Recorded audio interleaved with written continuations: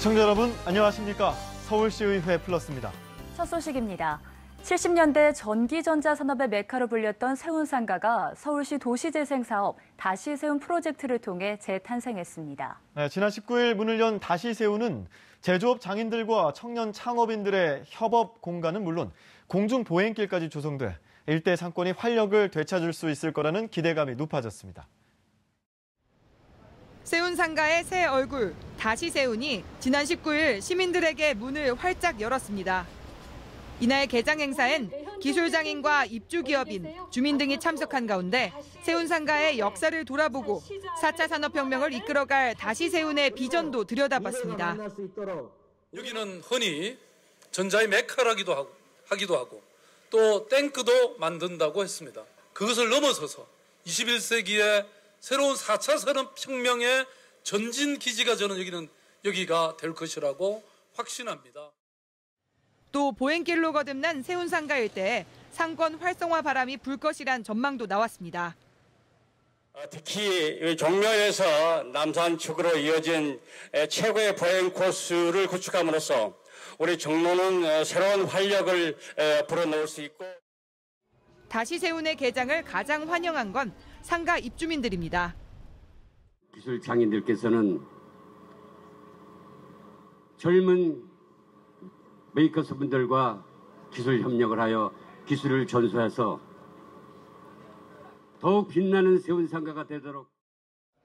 이곳에 입주해 수십 년간 축적된 실력의 장인들에게 도움을 받을 수 있게 된 청년 창업인들도 기쁜 마음입니다. 세운상가에서 자재를 구입하는 일들이 많았는데 이제 이번에 여기 입주하게 되면서 직접 조금 상인분들이랑 밀접하게 이야기 나누면서 소통할 수 있는 부분이 좋은 것 같고요. 시민들은 쾌적한 걷는 길에 등장해 만족감을 표합니다. 이 길이 저기 대림상가까지 길이 나서 좋고 육교가 생겨서 좋고 새로운 길이고 세운상가를 또 살린다고 하니까. 서울시내 새로운 거점이 될 다시 세운의 도약에 기대가 모아집니다. TBS 문숙희입니다. 1인 가구 등 다양한 형태의 가족이 늘면서 서울시의 가족 지원 정책도 많은 변화가 필요해 보이는데요. 그 총괄 기능을 수행하는 서울시 건강가정지원센터가 설립 10주년을 맞았습니다. 이를 기념하기 위해 열린 심포지엄에서 서울시의회 박양숙 보건복지위원장은 가족 지원 행정의 열악한 여건을 언급하면서 추가 지원 의지를 밝혔습니다. 현재 서울시는 25개 자치구마다 건강가정지원센터를 두고 각종 가족 지원 정책을 실행하고 있습니다. 그 총괄 기능을 수행하는 서울시 건강가정지원센터가 설립 10주년을 기념해 심포지엄을 열었습니다. 최근에 급격한 사회 변화에 따라서 가족의 변화가 많기 때문에 이제 가족 정책의 변화는 이제 선택이 아닌 필수가 되었습니다. 지역의 공공성과 또 가족의 공공성 그리고 사회 혁신 세 가지 화두를 중심으로 서울 가족을 조금 더 점검해보고. 이번 심포지엄에선 달라진 가족 개념을 짚으면서 장애인과 이주민, 동성 연인 등이 구성하는 대한가족도 지원 대상이 돼야 한다는 목소리가 나왔습니다. 혈연이나 혼인 이외의 관계도 이제 가족 구성원을 가질 수 있도록 하는 법안들이 이제 조금씩 이야기가 되고 또 운동이 진행되고 있다고 알고 있습니다. 서울시 관계자는 2005년 건강가정기본법이 도입된 이후 시의 가족 정책이 걸어온 발자취를 진단했습니다. 어떤 예비 부모에 대한 교육이라든지 또 아버지를 그 교육의 중심 대상으로 놓고 접근한 것이라든지 이런 부분들이 가족의 변화에 맞춰서 저희들이 서비스를 변화해온 굉장히 중요한 징표라고 생각이 되고요. 서울시 의회 관계자는 가족 지원 행정의 열악한 여건을 언급하면서 추가 지원 의지를 밝혔습니다. 예산이나 인력 등이 부족해서 서비스질이 부족하다는 지적도 받고 또 사업이 계속 지속성을 가질 수 있을지 이런 한계도 갖고 있는 거 잘 알고 있는데 그런 어려운 부분들 저희 또 의회에서 힘을 보태고. 서울시 건강가정지원센터장은 그간의 활동에 대한 중간 점수를 내고 앞으로의 과제를 밝혔습니다. 저희 점수를 10점 만점으로 준다면 한 7.5 정도 되겠습니다. 이혼 재혼 가정도 늘어나고 또 이제 그 평균 수명이 길어짐에 따라서 노년 가구가 늘어나고 그런 수요에 대해서 다 이렇게 그 부응하지 못한 부분이 있어서 앞으로는 다양한 가족의 변화에 따른 다양한 맞춤형 정책이 나올 수 있습니다.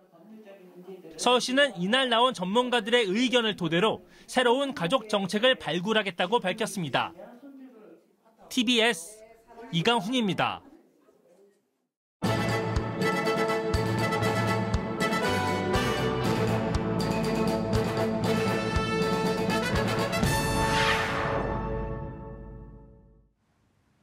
교육위원회 소속 의원들은 지난 15일 강서구 특수학교 설립을 계획대로 진행해야 한다고 주장했습니다.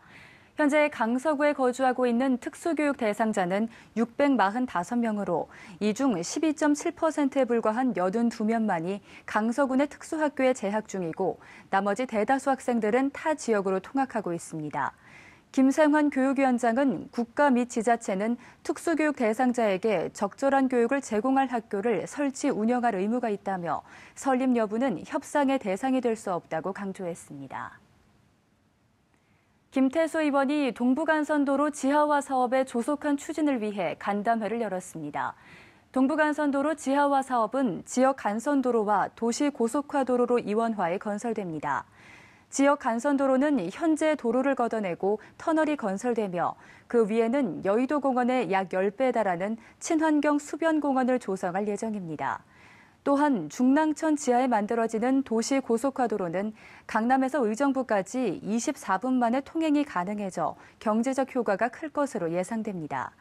김 의원은 이번 사업이 강남북의 균형과 대중교통 발전에 기여할 뿐만 아니라 사회적 비용 감소에도 큰 효과를 가져올 것이라고 말했습니다.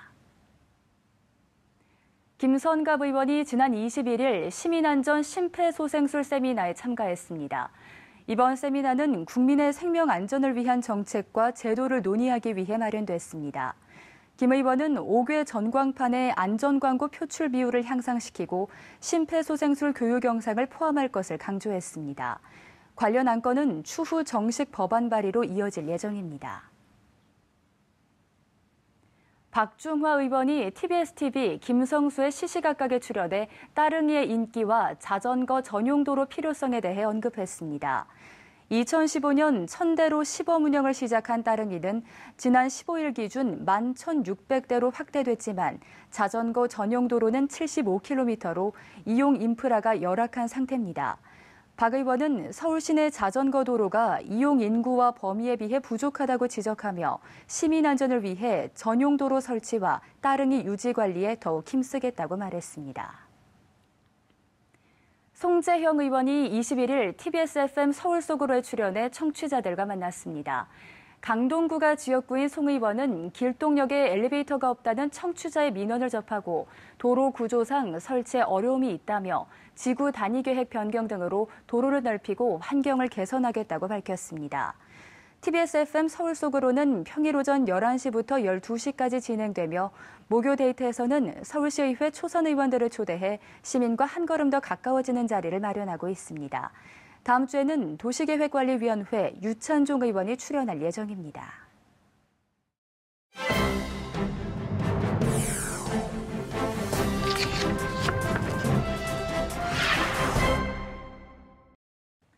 지난 시간에는 서울시의회 시민 참여 방법에 대해 알아봤는데요. 최근 만 18세 미만 청소년의 선거권이 다시 이슈가 되기도 하는 등 청소년들도 정치 참여에 관심이 상당히 높아진 것 같습니다. 청소년 선거권에 대한 명쾌한 해답은 아직 얻지 못했지만 자라나는 청소년들이 보다 쉽게 정치에 참여할 수 있는 방법은 없을까요? 그렇다면 서울시의회가 지난 1996년부터 운영해오고 있는 청소년 의회교실에 참여해보면 어떨까 싶은데요. 청소년들이 지방의회의 기능과 역할을 직접 체험해볼 수 있는 프로그램입니다.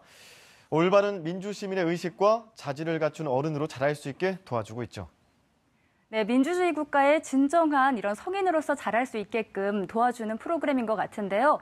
그렇다면 이 청소년 의회교실은 어떻게 진행되나요? 네, 가장 먼저 입교식을 가집니다. 이후에 선거교육과 서울시의회 홍보 영상물을 상영하는 시간이 있는데요. 이때 민주시민 교육이 이어진다고 보시면 되겠고요. 그다음부터 학생들은 일일 어린이 시의원이 되어서 의사진행 과정을 직접 체험하게 됩니다. 의장 선거를 통해서 직접 의장을 선출하고 선출된 의장은 회의를 진행합니다. 사실 제가 지난 5월에 이 관련된 취재를 했었는데 당시 회의 내용이 바로 두 가지였습니다.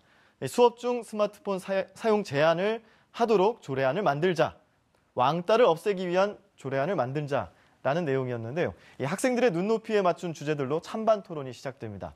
찬성과 반대 의견을 가진 학생들의 2분 자유 발언이 이어지고요. 이때 우리나라 최초로 구축된 의회 전자회의 시스템을 활용한 전자표결 처리로 조례안과 결의안의 처리 결과를 즉시 확인할 수 있어서 실제와 가까운 의회 운영을 경험할 수 있습니다. 또 참가 학생 전원이 참여해 지방자치와 의회에 관한 이 내용을 재미있는 퀴즈를 통해서 학습할 수 있는 의회 퀴즈 프로그램 도전 골든벨을 하게 되는데요. 이때 특히 학생들의 호응도가 높았습니다. 이어서 수료증 수요를 마지막으로 자치법규의 입법 과정 전반을 체험할 수 있는 청소년 의회 교실이 모두 끝이 납니다. 네, 학생들의 눈높이에 맞는 다양한 프로그램들로 이 청소년들이 보다 쉽게 서울시 의회 활동을 전반적으로 이해할 수 있을 것 같은데요. 보다 체계적으로 운영될 수 있는 방안이 있다면 좋을 것 같습니다.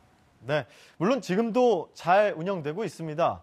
그런데 지난 6일 김영석 서울시 의원이 대표 발의한 내용이 있죠. 서울특별시의회 청소년의회교실 운영에 관한 조례가 그것인데요.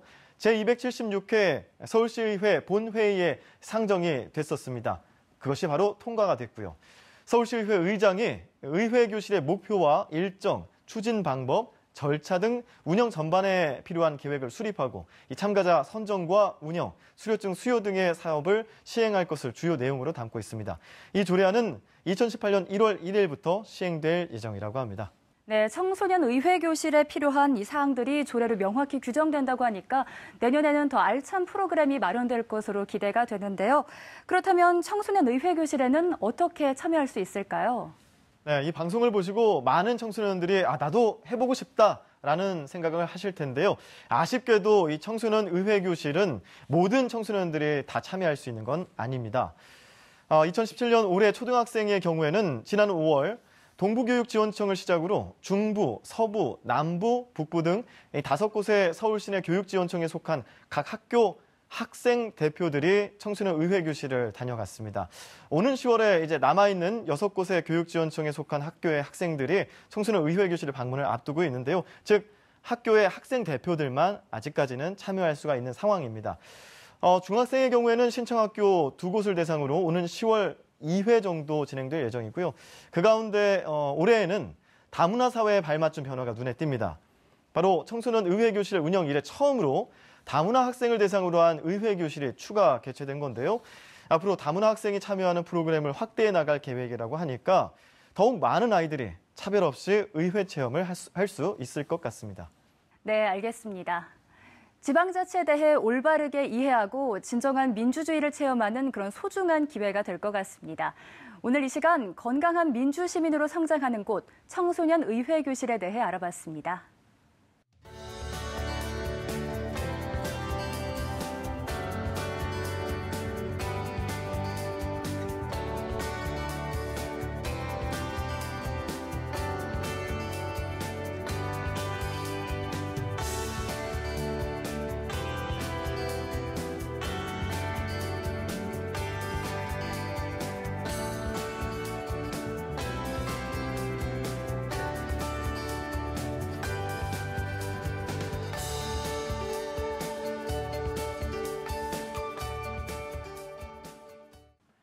서울시의회 플러스 준비한 소식은 여기까지입니다. 다음 시간 더 알찬 소식으로 찾아뵙겠습니다. 함께해 주신 여러분 고맙습니다.